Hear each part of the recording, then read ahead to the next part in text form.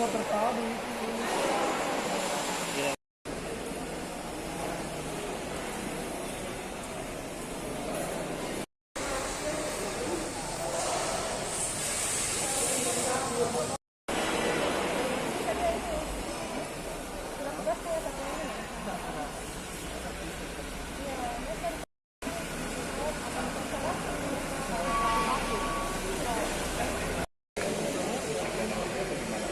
Ya, terkait penanganan penumpang yang berkebutuhan khusus ini ya, seperti yang disampaikan oleh Pak Kautan, kita mendasari dari PM25 ya terkait dengan pembatasan penerbangan maupun surat edaran 31 Dirjen Perhubungan Udara ya.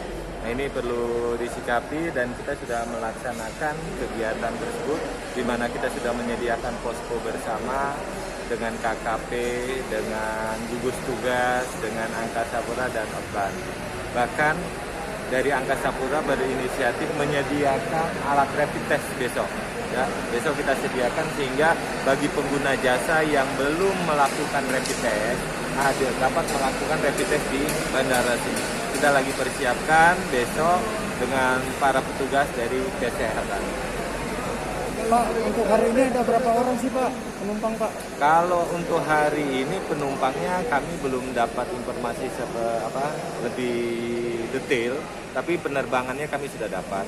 Bahwa hari ini kita ada 25 penerbangan ya, baik yang terdiri dari kargo, penumpang charter yang untuk pekerja-pekerja tambang dan penumpang komersial reguler yang saat ini sedang tahap pelaksanaan. Nanti ada 2 hari ini ya, khususnya dari Garuda maupun dari Citylink.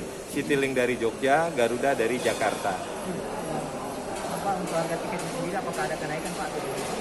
Harga tiket kita mengacu dengan PM88 ya yang telah dikeluarkan Kementerian Perhubungan. Di situ sudah ada batas atas dan batas bawahnya. Jadi tergantung dari airline-nya sendiri mau ngejual di harga berapa. Yang penting tidak melebihi dari batas atas yang telah ditetapkan.